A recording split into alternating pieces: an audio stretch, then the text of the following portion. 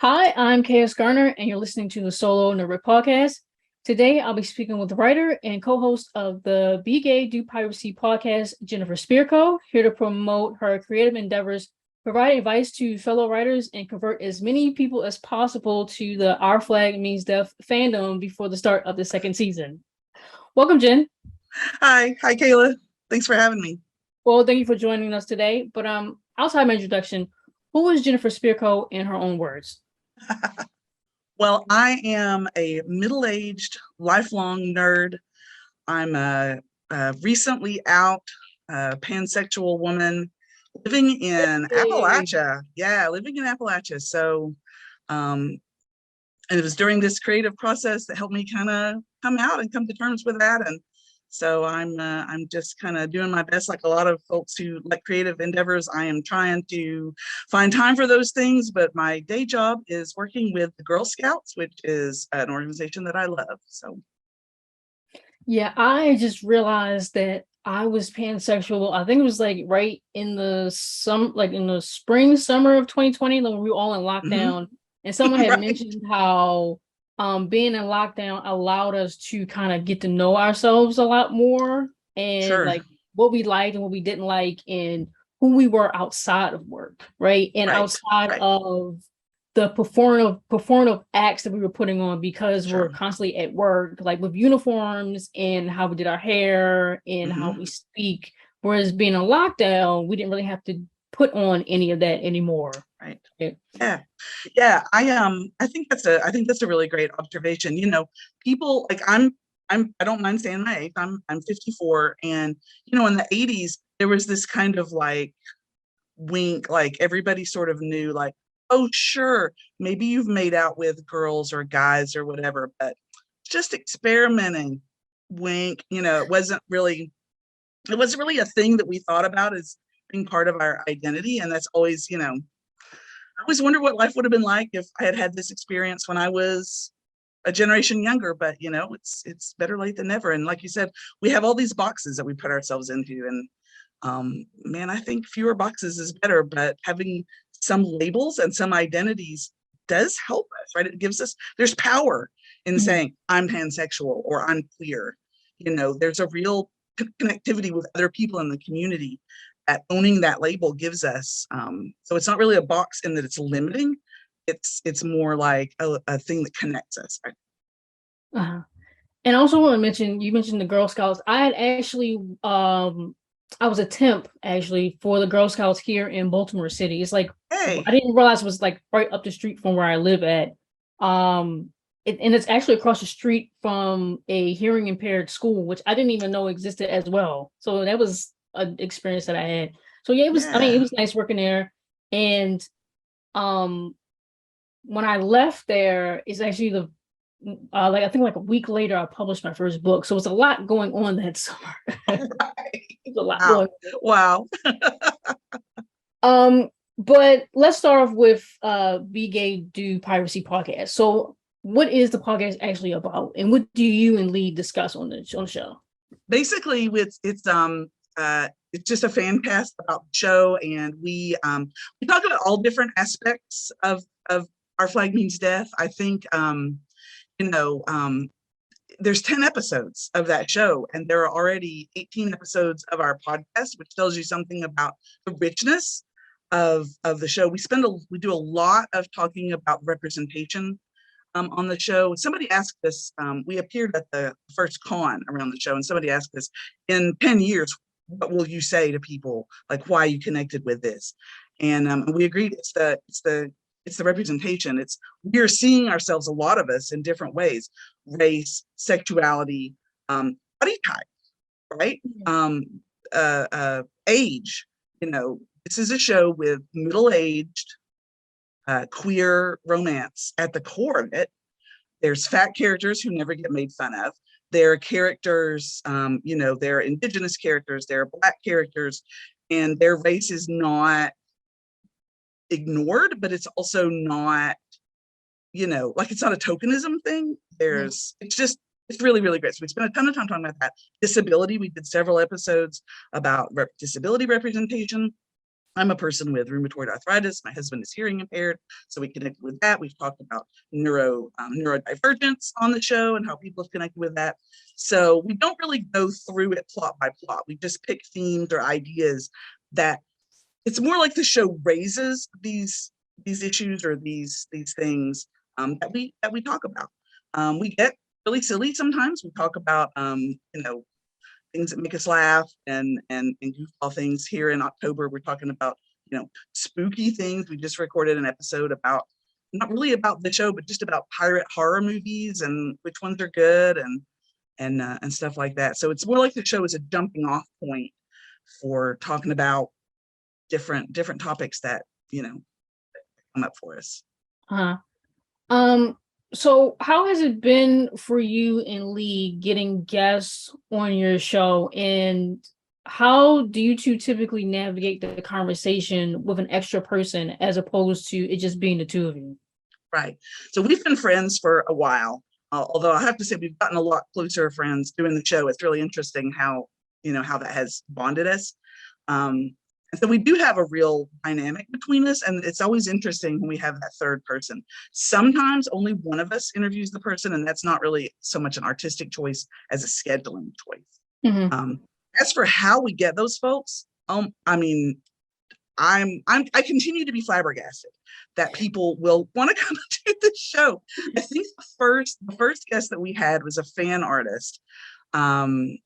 And they just had made an animation, a video that I loved. It was just my favorite. It's still my favorite. It's still my favorite video. And so I just messaged them on Twitter and was like, "Hey, I just started this podcast. Would you be on it?" The first, I guess, sort of, person who was really affiliated with the show was Kendall Wells, who was the stuntman who did the whip work. So folks who've seen the show know there's a whole kind of episode that kind of centers on whip work, and a big important plot point happens because of it. And I think he had popped up in like a Facebook group that Lee was on, and so they just messaged him and were like, "Hey, Kendall, we do this podcast," and he said yes for some reason. We've had same thing happened with Rob Vincent, the artistic director, and then it happened with Damien Gerard. So I think it's more about, I feel like the people who have worked on that show really have enjoyed that experience. And so they're open to talking more about it. But we literally are just cold emailing or messaging people and saying, "Hey, do you want to do this thing with us?"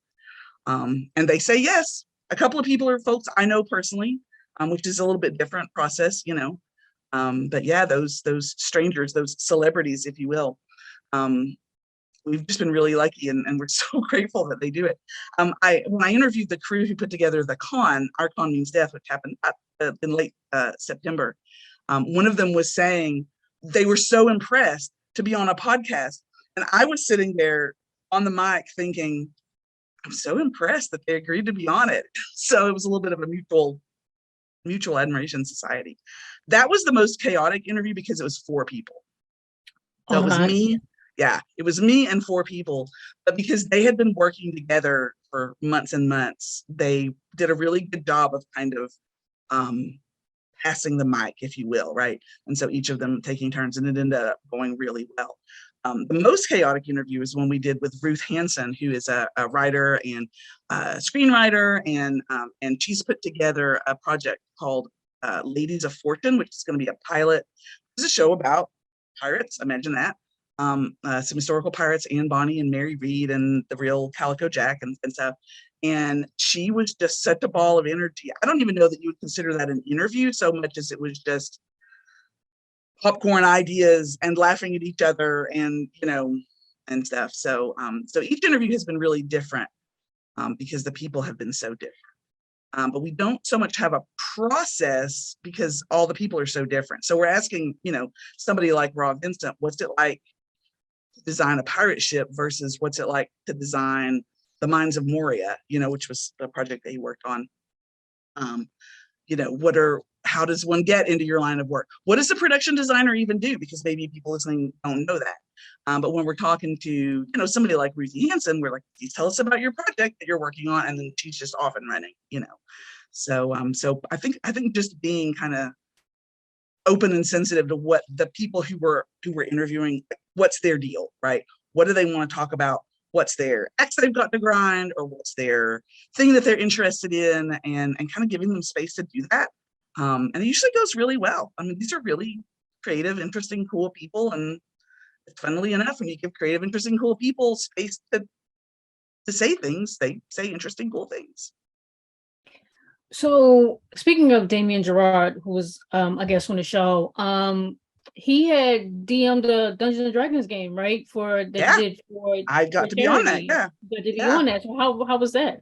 Oh my gosh, it was so fun.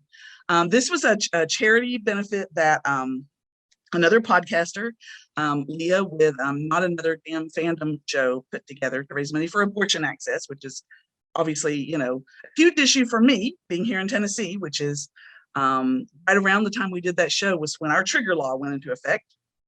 So it's it's an important issue for all of us, obviously, but especially for those of us in states like that. And so we, it was the technical side of it was pretty chaotic. Like I played Dungeons and Dragons, of course, and I shouldn't say of course, but I'm a middle-aged nerd, obviously. I play Dungeons and Dragons, and I play online ever since quarantine. I've been playing an online campaign, so I was kind of comfortable with that. But streaming it, there's just a lot of technical stuff, and there was weird stuff with audio, and my hat's off to Leah who put it all together, because I think she was really working really hard because she's monitoring the chat and she's paying attention to the technical stuff. That was all pretty much invisible to us, thank heavens. Like we were just playing, so it was really fun. But folks who were watching it, I think got a little glimpse maybe of some of that, but it was great. He had put together a little one shot, and we had been instructed to pick up characters before that, and I played Brotz, which was a gnome cleric. And I had never met any of those people before, even online. I think the only person I had ever talked to was Damien Gerard himself and Leah, who had put it together, none of the other players. So that's always kind of interesting, you're kind of doing this thing with total strangers. So it was fun. It was clear that we all were kind of a little bit in awe / in love with Damien, because he's such a cool guy. He's got that wonderful voice, and all that. But he did a really good job. I think being a dungeon master is a very particular skill, and being a dungeon master on a stream, that whole Matt Mercer, Brendan Lee Mulligan vibe, that is an even more rarefied skill. I think he could do it. I don't know if that's within his ambitions to do as a job, but he did a really good job of kind of reining us in when people got a little bit out of control. And obviously he's a talented actor, so he was great at all the voices and all that sort of stuff. But yeah, it was good. It was exhausting. It ran for 6 hours. So I think that's one thing maybe that, if we were doing it again, maybe we would want to think a little bit more about kind of the timing and the scope of it, just from a gameplay standpoint. But it was neat. I really connected with a couple of the folks in the game, and really felt like, this is someone I would actually enjoy sitting around a table rolling real dice with sometime, maybe. And we raised, over, I think the total between the merch and the people donating on the stream was like $1,600 we raised for abortion access, which was great. Yeah, I was one of the people, because I had talked it up, who had a few kind of, I'm going to say fans, but I'm putting in quotation marks, who had created an ad hoc team called, I think they called themselves Jen's Gems, and they were like daring each other to donate money in the chat and stuff. And it was like with a lot of D&D streams, when people donated money, things happened in the game. So we would get a magic item, or the dungeon master would get a mean trap to throw at us, and so that element of chaos added to the fun, I think. So anyway, yeah, it was a great experience, and I would happily do it again, especially if it was to raise money for a cause like that. It was really a neat thing to be part of. Yeah, I can say from experience from trying to DM my own game, that it is exhausting, and those were 8-hour games. Mm. So, oh my God, bless your heart. I would, the next day I was sleeping till like 10 o'clock. Like I couldn't, insane. And it's Yeah, just it's a like lot. everybody's looking to you for answers. And it's like, I'm making this up just as much as you are. I don't Right? know. I have no idea. But Yeah. it kind of sounds like, yeah, you have these people who have these really important jobs, whether they work behind the camera or in front of the camera. It's all really just kind of seeing the human in these people, Right. and just kind of, I mean, we may not be best friends, but just creating that safe and open environment that people can talk and Right. share whatever little bit or however much they want to of Yeah. with you, or Yeah. the intro. Everybody's got something to say, right? Like Mhm. everybody's got something they want to say. And one thing we do, we have several like little regular bits, and one of them is I did ask about swearing, but we'll say FMK, game that probably some of you know, which we have rebranded as Wed Bed Head. And so sometimes we just have people on Twitter, like they're not celebrities or whatever. We just message people and say like, hey, you want to do the Wed Bed Behead this week? And they're always so tickled, um, because it's fun for them, right? Like they've got, and then we always chat with them a little bit before the game and just like, what do you like about the show? Or what are you doing this week? Or, oh, one person had just got back from Dragon Con. Tell us what Dragon Con was like. Was that, what did you dress as? What was that like? Because everybody has something, right? Everybody has something that they're doing or something that they're interested in. And it's great to have a space to share that. And I think that's one of the things I love about how podcasting has just exploded over the past few years, especially since quarantine. People have stuff to say, it's cool to have a way to share that. And I think if you give people a space, as you are doing, thank you, people appreciate it, and will rise to the challenge, and have something, give you something back, give you some of their time and expertise or jokes or whatever it is, right, that they have to share. Yeah. But switching gears just a little bit here. Mhm. So you're a writer. You write under the pseudonym RJ Spirko, right? Right. Yep. So like, what do you write about, and do you have any published work that listeners can check out? So I have so in under my own name, I have written, just like nonfiction, academic stuff. I've edited some um, local creative nonfiction and all that sort of stuff. Mhm. We did a project called Foothills Voices, which I was really proud of, because we're here in, like I said, Appalachia, East Tennessee, and so we wanted to create at the place where I used to work, the library we used to work, we wanted to create a place where people could again have a voice, right, tell their stories. My own writing, which I do under the pseudonym RJ Spirko, that's my husband's initials and my initials. He's R for Rob, and we write fantasy fiction, like classic fantasy novels. Um, we've written some short stuff, but the novel is basically done. It's just that my husband kind of is taking a pass through it. He wanted to give it one more go around. We've been writing that. We have started that book a really long time ago, like literally like 2 decades ago, probably when my daughter was a tiny one. And we've recently kind of said we're gonna go back and look at that, and it was so bad, dude. When we pulled the script out, Oh wow. like, it was not great. I mean, it wasn't terrible, but it's still better than 50 Shades. But we wanted it to be more interesting. So our goal is to, we love fat fantasy novels. We grew up with, the Robert Jordans of the world, that whole thing, Ted Williams, and what we want to read is books like that, right? That capture that, these epic stories. It's why we play Dungeons and Dragons, right? You want to have these adventures. You want to have fun. You want there to be things maybe that are a little dark and tense, and sometimes things are a little fun. But we didn't want it to be just a bunch of like white men running around, like the same mold, right? We wanted to push, not really push the boundaries of the genre so much, because it's still very much just sort of classic adventure fantasy, but we wanted the we wanted there to be different races, different, skin colors. They're fantasy races, but I mean, the different skin colors of people, different types of people. We didn't want, to have all the dwarves are like this, and they all have beards, and they all are greedy for gold, and the elves are all tall, and they have pale skin, and they're beautiful. And we wanted to give people the adventure, the epic adventure side of it without those cliches. And a ton of people are doing this. Like, this is a great time to read fantasy because there's a lot of people doing a lot of really interesting stuff.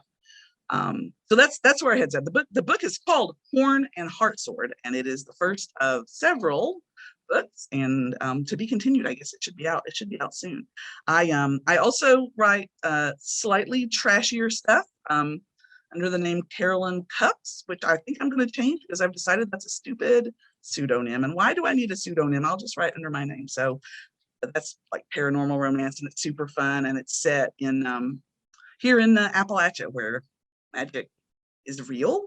There's all the folk tales that we have around here about Spearfinger and Haley Poe, and some of those stories that Appalachian folks might know have sort of are real. They were never not real. And so the main character, who is a woman with a disability, because I wanted there to be a romance heroine who has a visible disability. And so those are forthcoming as well. The problem with being a writer and a middle-aged person and a podcaster and having a day job is that it's very easy. I have ADHD, as you might have noticed. I do jump around. Having ADHD also means that I do a lot of different things, and I do not necessarily finish them in a timely fashion. So I toss one ball in the air and catch the other one, and then pick the other ball up and throw the other one. So yeah, I was going to ask you, like, you're like being a podcast host and a writer and this and that and this and that. Do they ever like blend into one another and cross over? And how do you deal with that? How do you manage it, if you can? How I manage it is by not sleeping enough, probably. I actually do have another podcast under the kind of as RJ Spirko, which has been on hiatus for, what is it? As we're recording this, it's kind of mid-October, so it's been on hiatus for about 3.5 months. For that reason, because it was just too much. I'm the one who edits BK Piracy, and I'm just not, I'm a self-taught kind of editor, audio engineer, and so it kind of takes me a long time. I'm getting better and I'm getting faster, but it takes me a while. And then I edit my other podcast, which is called My Favorite Character, and I just talk to different creative people about who their favorite character in in fiction is, or movies or whatever. We've talked about Dracula, and we've talked about Shen Shi from blanking Scum Villains self-saving system, and talked about Alice from Alice in Wonderland, and just a bunch of different a wild range of people. But again, I edit that one, so that's why that one had to go on hold for a while, just because it's too much. When I started Big A Do Piracy, the very first one, I was so excited, and I literally stayed up all night editing it. And so I posted it at like, I don't know, 7 a.m, and I had been up, like I had pulled an all-nighter because I was just like running on adrenaline. But you can't do that. You can't do that every week.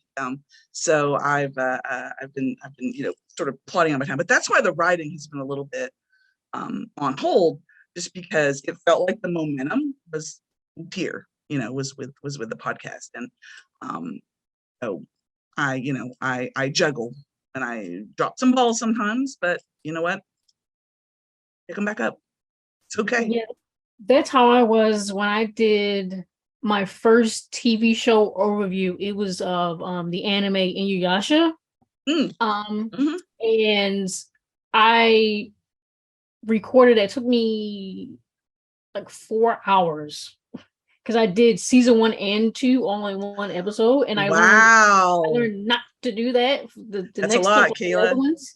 Yeah. So it took me 4 hours to record it, and like I didn't know anything about like editing and how stuff worked. So I was kind of like figuring it out as I went. That's kind of like how I do stuff, because unless you sit down next to me and show me how to do this and walk me through it, if I try to read it, my mind's just going to skip over a bunch of lines, or I'm just going to start focusing on something else because then I get bored. I'm like, need you to show me how to do it. So me getting that hands-on experience is pretty much how I do all of this. Yeah. How I have my questions already written down. That's just to help me keep on track, right? Yeah. Yeah. Yeah. The intros and the outros, and then scheduling and things like that. Again, it's just to help me keep everything together, because if I don't, I'm gonna get off track. I'm gonna start rambling. I'm gonna forget a bunch of stuff, Yeah. and it's gonna be just really chaotic. But I had to learn that, like, even asking people the preliminary questions before we do our interviews, like asking things like pronouns, because I've Mhm. spoken with people who are trans, who are like openly trans, and they would ask me that. And I was like, well, I should start asking everybody that, even Right. if I already know what they are, for Yeah. them to be more comfortable and for me to be more comfortable with Yeah. just normalizing it in a way. Right. Yeah. I So think that's a really good point. Just normalizing it so that everybody, yeah, everybody has it. It sounds like our learning process might be similar. I just about a month ago, I had my friend, I have a friend who is an audio engineer, as it turns out, and does like commercials, voiceovers for commercials and stuff, kind of as a sideline. He's the one who did the voiceover. If anybody has listened to BK Do Piracy, he's the one who does the voice like this. And I said, "Will you come over and watch me edit, like just to see if I'm doing it wrong? Like, like I know how it sounds at the end, but like, am I doing it? Like, am I making it harder than I have to? Because like you, I just kind of learned it by doing. I didn't. I can't. I'm the same way. I could read a whole document about it, and I've tried to watch like YouTube videos, and okay, this is how this guy's doing it. So he did. He like sat at my elbow, and I said, "So I do this, and then I do this, and I do that." And he gave me a couple of tips, and that really helped. But luckily, I wasn't too far off. Yeah, it was. It's a real. I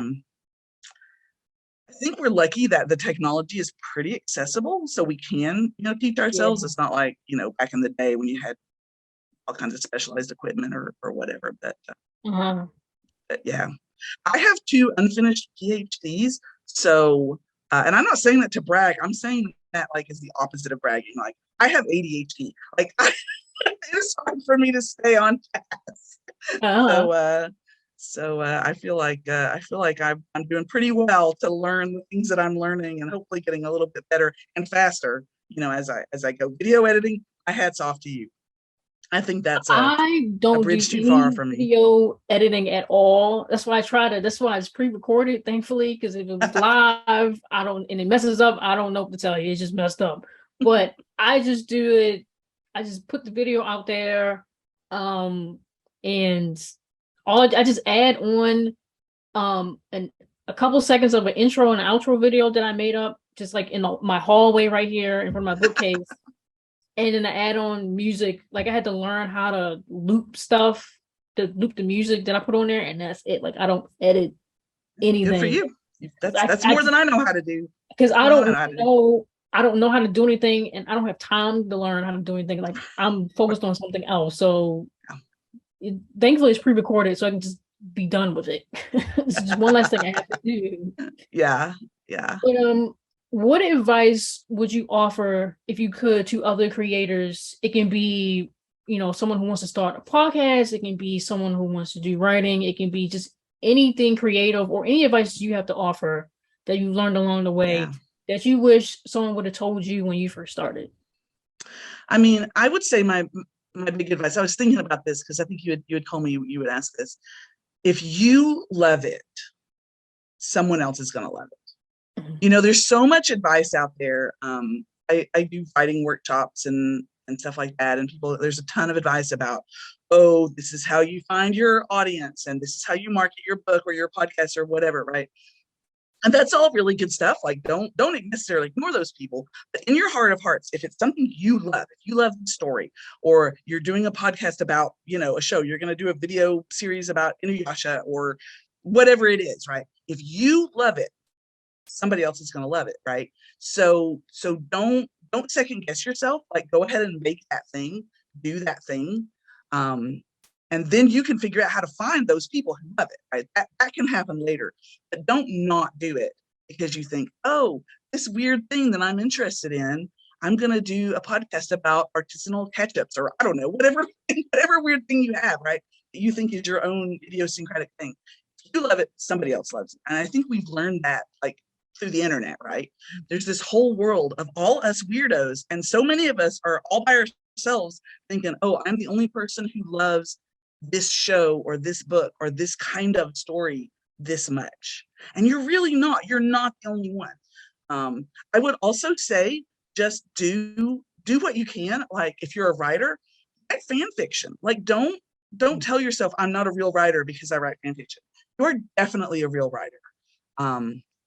You know, if podcasting is what you want to do, just start doing it, right? If you're in school, right, see if you can do the announcements for your high school or get on your college radio station. Like all that kind of experience is great, but it's so accessible. The microphones are not very expensive. Libraries, check them out. Just start doing it, and that'll, you know, you'll find your people, I think. So that's my main advice. I spent a lot of time like feeling like a weird person, you know, who liked this weird stuff, and nobody else likes the same stuff I do. They really did. They really do. There's somebody out there who loves the same thing you love. So do your thing, write it, tell it, go for it. That would be my main advice. Yeah, when I did the Inuyasha, like it took me 4 hours to record it, and then when I finally edited it, it was like maybe 90 minutes, and it's actually, last time I checked, it's actually like the top rated or listened to episode that I've done, which is really surprising because how long it is. And I'm like, right. I didn't mean, I know a lot of people like Inuyasha, like it just got a reboot with like with the kids now, with Inuyasha and Kagome's kids and stuff like that. Right. So there's an audience there, but I didn't realize anybody would want to listen to it and it'd be the most listened to episode of all the episodes that I've done. Last time I checked, I haven't checked it since. Because people will tell you if you research like, oh, you know, like YouTube metrics or whatever, right? They'll tell you 90 minutes right out. Don't never make it 90. Don't make it 90. Nobody's. It should be, here's the best length, you know, or here's, you know, the best length for a podcast, or this is the best length for a video. And like, I know that's drawn from real statistics or whatever, but you're living proof, right? If people are interested in it, they will listen to 90 minutes. I love Inuyasha. 90 minutes sounds like a short time to listen to somebody talk about Inuyasha. So it's, you know, you found your people. Like you found your Inuyasha people. Yeah. I'm one of them. You found me. Yeah, I haven't seen the new show yet. It's just, I haven't either. My list is just piling up with stuff. Oh my gosh. People keep asking me, have you watched? I'm like, I'm so proud of myself that I caught up with Rings of Power on time, like in a timely fashion. It's too much, y'all. It's too much great stuff out there. I mean, it's good. This is a good problem to have. But yeah, I haven't caught up with Rings of Power. I haven't even finished Boba Fett. Like, I haven't seen. I'm behind on the MCU. I think I'm behind on, because that's when I would start the podcast and everything was going down back in the spring. So I'm way behind on those shows. But you know what? Here's the thing. It's still gonna be there. It's all good. Yeah. But throughout your whole process, it can be with your writing, it can be with the show. And well, actually not even with that. Just say you have that handle, you have the writing handle, you and your husband, and you and Lee have the show handle. So that's not something you're too worried about. But things like outside of the show, so saying like, you know, times trying to, I guess, spend time with your husband and your daughter and whomever else, your friends and, you know, pets, or like trying to deal with bills and maybe even some time to yourself, right? So do you, or did you ever get overwhelmed? Does it ever become too much? And when it does, how do you typically manage your mental well-being when it does? Yeah, it definitely becomes too much. You know, I've mentioned a couple of times that I have ADHD. That is a recent thing for me. I didn't know, and that I had that until recently. And I didn't start therapy until it was before quarantine, so maybe late 2019. So through that process, I have been really like working on myself, right? Like being aware of I'm not bipolar, but I do have very distinct like up and down phases. And I remember once going to work when I used to work in the library, thinking like, I'm in one of my up phases. I'm going to get so much done. So I was kind of aware that it was happening, but I wasn't mindful about it. So one of the things I've really been working hard on over these past few years, right, is kind of knowing myself and trying to be aware of like when that overwhelm starts happening. When I had kids, I remember reading about how they can get overstimulated.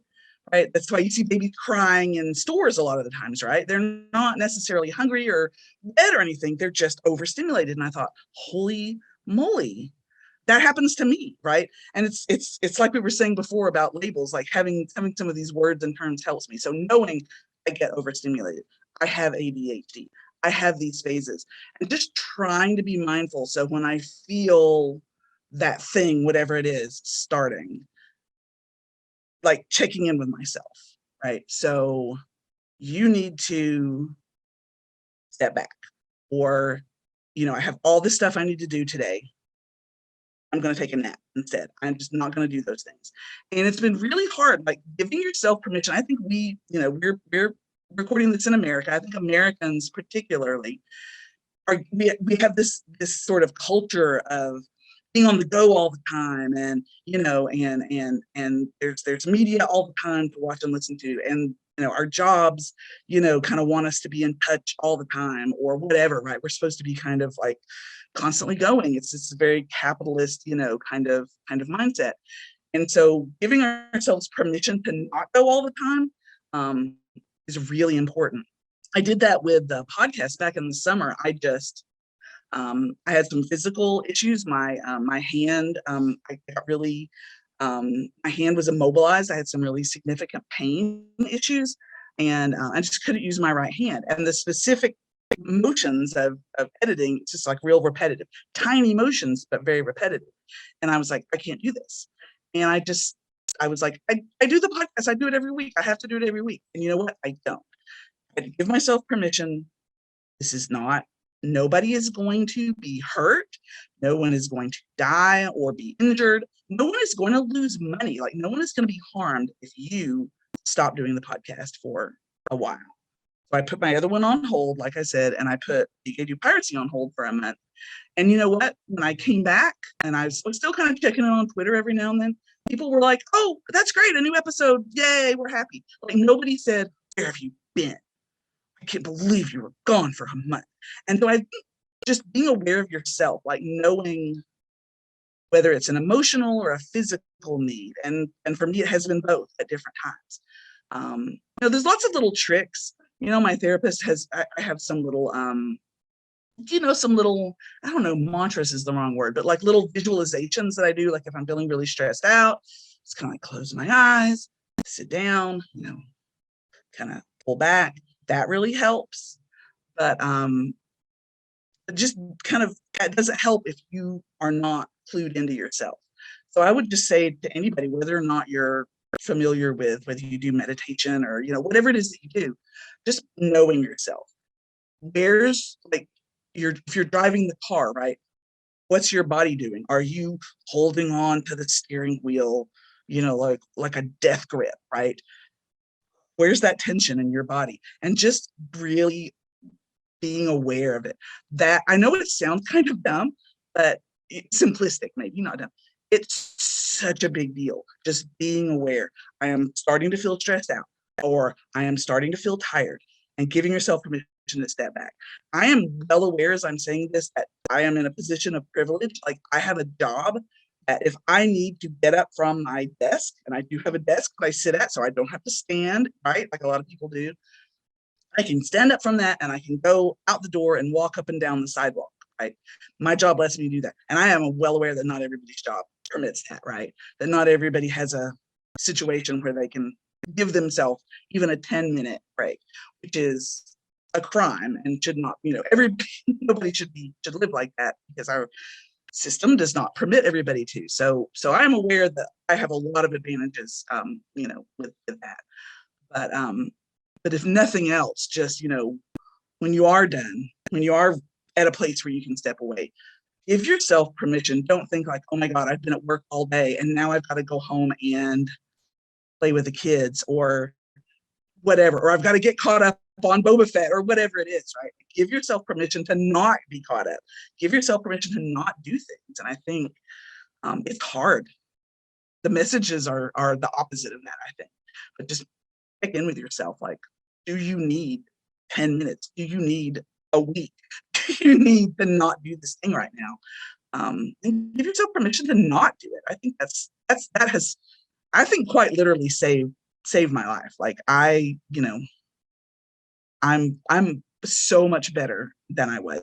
I have been through some bad emotional times, a few years ago. I have done the thing. I have punched a hole in sheetrock. That's not good. That's you're not in a good headspace when that's the way you're expressing your feelings, so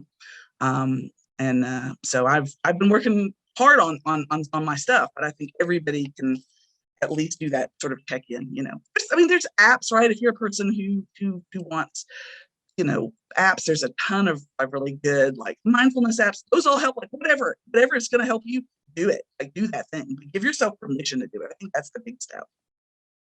Yeah, I had to kind of give myself permission to take the hiatus, and even like I think I took a nap maybe like a week ago, and that was the first time I took a nap probably in months, right? And that kind of some tension for me because I was going to do some other stuff outside of the podcast and my writing, and like my friend kind of had to talk me into doing the hiatus. He's like, you have to take a break. You have to. Even big network shows go on hiatus because they need to have that break, right? And he's also the person that he's like, he just turned 50 in like September, and he's my dungeon master for a lot of my games. He's actually the first one I started playing with, and awesome. He also has just been diagnosed with ADHD. He said he like gives me credit for it, which I'm like, you don't need to do that, because I was sharing a lot of information about ADHD because I haven't been officially diagnosed with it, but I identify with a lot of the, I guess, I wouldn't say symptoms of it. I don't know what you would call it. I guess characteristics of ADHD would probably be better. But yeah, he was the one that kind of talked me into it, and then I just have to really give myself permission to take a break and to just not do anything for a while. Just because everything is starting to become more like a chore than what I actually enjoy doing in a way. So, I mean, there was a time where I think I didn't have an episode up for maybe like a week or two. And like you said, nobody got mad. Nobody was like harassing me for an episode or anything like that, because that's what we think, like, because that's how we've been like trained pretty much our entire lives, is that you have to at least show up. When it's like, no, you kind of don't actually. Like, nobody's looking for you, no one's gonna be worried about you, I mean, other than the people that care, but no one's gonna be mad that an episode didn't go up, as long as maybe you come back, maybe you don't, maybe keep an open line of communication, or maybe not. I mean, that's, if there's any consequences from that, you'll just deal with it later. You don't have to deal with it right now. So yeah. All right. Well, my last question for you, Jen, is what is your idea of success? Right. So I ask that because as creators, if we're not getting regular paychecks from a full-time job or making consistent revenue from our art, we're considered failures, or we'll consider ourselves failures. Many of us will put our dreams and projects on the back burner or give them up altogether, because this career path, or this, I guess you can say, pursuit of whatever it is that we want to do creatively, can be highly intimidating and competitive. So what is your idea of quote unquote success? Such a great question. I think, again, exactly like you said, we have this sort of imposed artificial standard, right? I'll be a success when I sell 1,000 copies or 1,000,000 copies, or when I am getting an advance or whatever. We talked a lot about how podcasting is accessible. Publishing is so accessible now. Like, people are self-publishing books. Like, it used to be like people sort of are like, oh, self-publishing, that's not real. But it is real, and such great stuff is out there that people are, because they have the tools, because there's self-publishing tools. I mean, I would say, I'm trying to think of a way to say this that doesn't sound like a cop-out, like I'm not really answering. I mean, I think it's going to be a little bit different for everybody. But I would say when you are reaching an audience, right? There's not a certain standard, like X number of listeners or X number of readers or X number of sales or whatever. I'd say when you are reaching an audience, then you're a success. With the podcast, I keep hitting little milestones. Like, when we got 500 followers on Twitter, I was like, holy wow, 500 people. And then we did a crazy fun thing where Lee did the makeup for me. And then we hit 1,000. I was like, 1,000 followers. And I just, so if you had told me I was going to have 1,000 followers on Twitter because of this silly podcast that I do, I would have said, get out. But what really felt successful was the first time somebody replied on Twitter and was like, I really liked your show, or replied back to something I had said on the show. And it just really hit me in the heart. I was like, yeah, okay. Yeah, this is what I wanted. This is what I want. I mean, sure, it would be great if this was my job, right? If I was able to not, even though I have a really good fulfilling day job, it's still a day job, and you have to go at a certain time. And like, the dream would be to not have to do that. The dream would be to make a living from creativity and writing and podcasting, which I'm hopefully headed towards. But that doesn't make you a success. That just means you're a person who's making a living from your work. I would say you're a success when you have reached that audience, when you're getting that feedback. Somebody 2 weeks ago, Kendall Wells, who I mentioned, did some kind of interview. I don't remember who it was with, and someone else retweeted his thing about that and said, well, he was on the premiere Our Flag Means Death podcast. And I almost dropped my phone. I was like, really? Are we the premiere Our Flag Means Death podcast? There are a couple of others I know. And it just, anytime someone who I don't personally know, mentions us on socials or emails me or whatever, that's a success. That feels like success to me. The same thing with writing. When someone says, oh, I really enjoyed this article that you did, or I really like this, I connected with this story. Anytime I get a kudo on AO3, those feel like a success. Now, that's not commercial success, which is a whole other, maybe, unattainable, I don't know, for different people. Whether you want that or not, it's your own deal. But when I get that feedback, I'm a little bit, Lee and I always joke, they're a Leo and I'm a Scorpio. So we always say, Lee needs your adoration. I just need your attention. I don't care if you like me, I just need attention. So I really do, I'm a little bit, I bask in the glow of people's attention. And every time I get one of those little sparks, it feels like a success to me. Yeah, I pretty much feel the same way. For me nowadays, I don't really have to reach out to anybody for interviews. They kind of come to me for them. And I'm like, where did you all come from? Because, I mean, I didn't think I had that large of a reach to people. And I mean, I try to, what me doing these interviews, these creator interviews, is just connecting with people, really. That's just all what I want to do, is connect with other creators, because a lot of these questions are questions that I kind of ask myself, and just looking for advice from other people.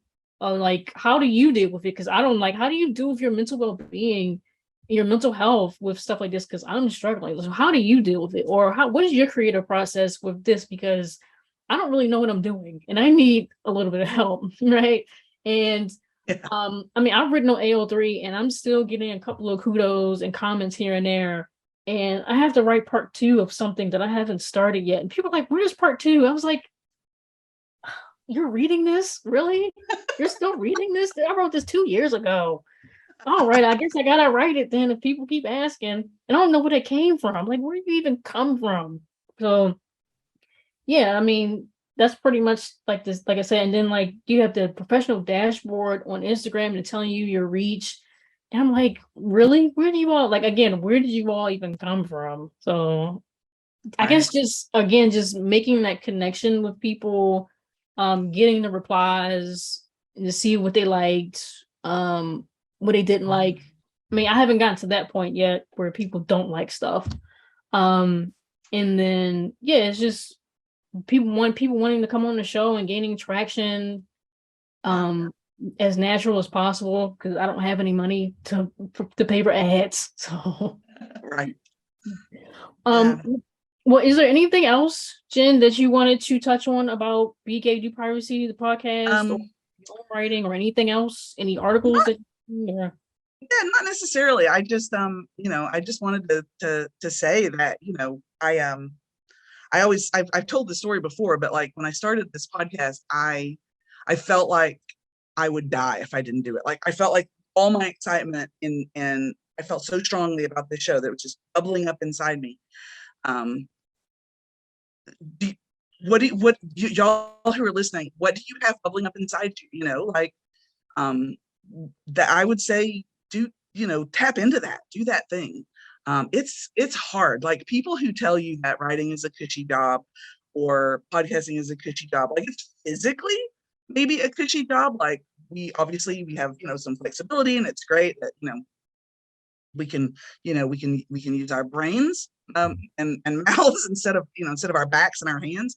But it's not easy, right? Just because it's not physically demanding doesn't mean it's easy. It Mhm. takes a lot out of you, just like you were saying, Kayla. It takes your energy and your attention. So I would say if you don't feel that pressure, right? You don't have those ideas, you don't have that inspiration or whatever people want to call it, right? Bubbling up inside you.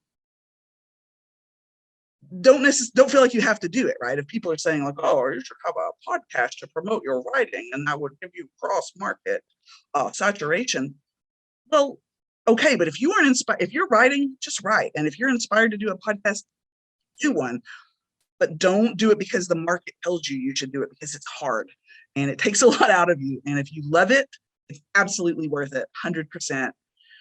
Getting to meet people like you, Kayla, and just connecting with folks. And I have several folks on Twitter who I genuinely consider my friends, that we've connected over this show. That's meaningful to me, but it's hard. It is work. Creative work is work. So I do just want to emphasize that. But by all means, you should absolutely do it. If that's inside you, you should definitely do it. Mhm. All right. Well, again, I want to thank the writer and co-host of the Be Gay Do Piracy podcast, Jennifer Spirko, for joining us here today. All of Jen's socials and link for the Be Gay Do Piracy podcast will be listed in this episode's details for those who are interested. Again, I'm KS Garner, and you've been listening to the Solo Nerd Podcast. Thank you.